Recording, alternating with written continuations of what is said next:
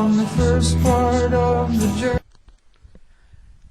Considere que uma pessoa aplique R$ 500 durante 5 meses em um banco que paga 1% de juro ao mês. Pergunta-se, qual será o valor ao final da aplicação, em outras palavras, o montante, e qual será o valor dos juros no final da aplicação. Senhores, a nossa tabela demonstrará mês a mês a movimentação financeira dessa aplicação em regime de juros compostos. Então, nós vamos considerar aqui a primeira etapa, primeiro período ou primeiro mês, o nosso capital, os juros relacionados ao referido capital e o montante. Então, no primeiro mês, nós temos a aplicação de R$ 500 e os seus juros, já que vem ser de 1% ao mês, passa a ser de R$ 5. O montante, então, senhores, nesse nosso final de primeiro mês, R$ 505. Senhores, vamos para o final do segundo período. Esse primeiro montante passa a ser o nosso capital na etapa 2. Então, 505 é o nosso capital. 1% de 505, que é o nosso juros, é R$ 5,05. Que adicionados capital mais juros, chegamos a R$ 510,05. Senhores, novamente esses juros, esse montante passa a ser o nosso terceiro capital, nossa terceira aplicação. Então, ficamos a depender de R$ 510,05. 1% dele é R$ 5,10. Senhores, adicionados aos 510, chegamos a esse outro novo montante, R$ 515,15. Este vai ser quem, senhores? O nosso próximo capital, que 1% dele vai gerar R$ 5,15. Ou seja, chegamos ao capital, adicionados 515,15 mais os 5,15, chegamos aos 520,30 centavos. E finalmente, senhores, no nosso quinto mês de aplicação, os nossos 520,30, seu 1% vai nos fornecer R$ 5,20 de juros, que adicionado ao nosso capital, chegamos a R$ 525,50. Então, senhores, aí uma pequena ideia de como funciona os nossos juros compostos. Ou seja, podemos então dizer que no final desse nosso quinto mês, nós temos um montante de R$ 525,50. E em termos de juros, é só a gente fazer a diferença do montante, R$ 525,50, menos o capital inicial, que era de R$ 500, chegamos a R$ 25,50. Bem, senhores, aqui de uma maneira generalizada, a mesma aplicação. Vamos considerar agora um capital C aplicado a juros compostos numa aplicação de taxa I, durante T períodos. Então, mesma estrutura de tabela, nós temos aqui o nosso primeiro período, capital inicial, os juros, ficamos com a taxa vezes o capital, e aqui adicionados capital mais juros, chegamos a C, que multiplica 1 mais I. É só colocar o C na evidência.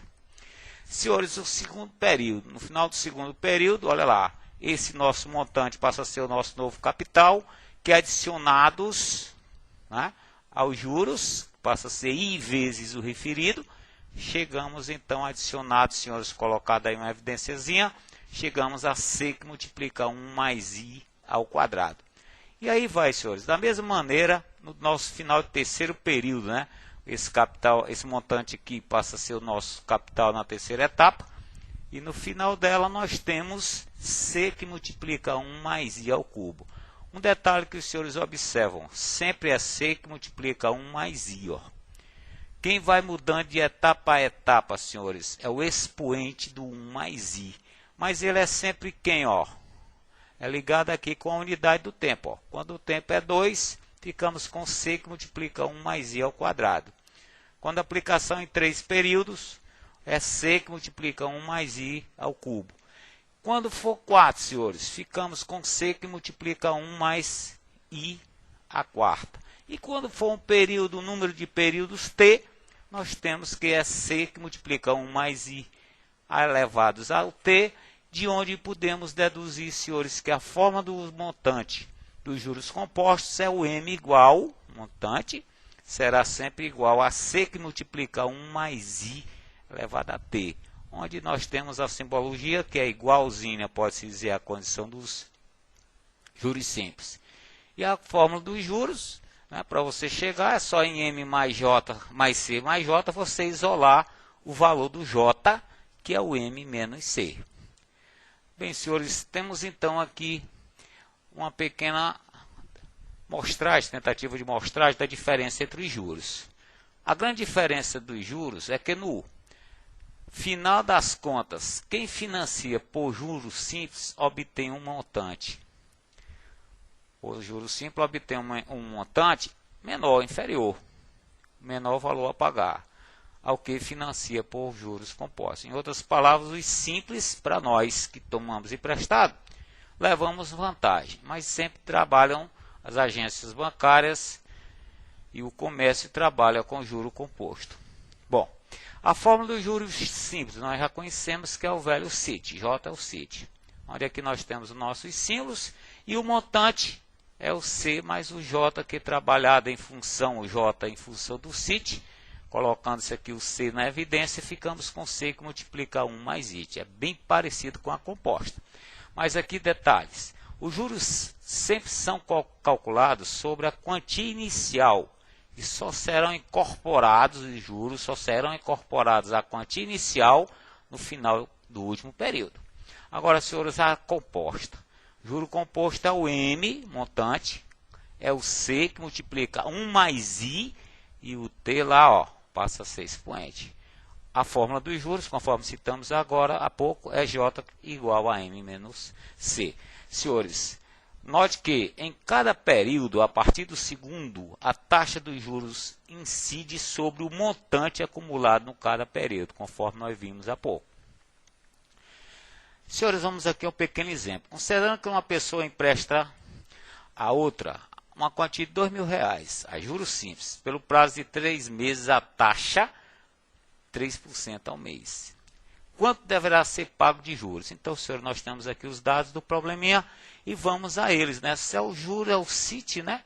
E aí, aplicando aqui o quem é quem, né? No caso, C, 2.000, a taxa decimal, a centesimal 003, vezes o período 3, chegamos aos juros R$180, na condição dos juros simples. Olha lá, vamos guardar que nós vamos aplicar agora o outro. Ó.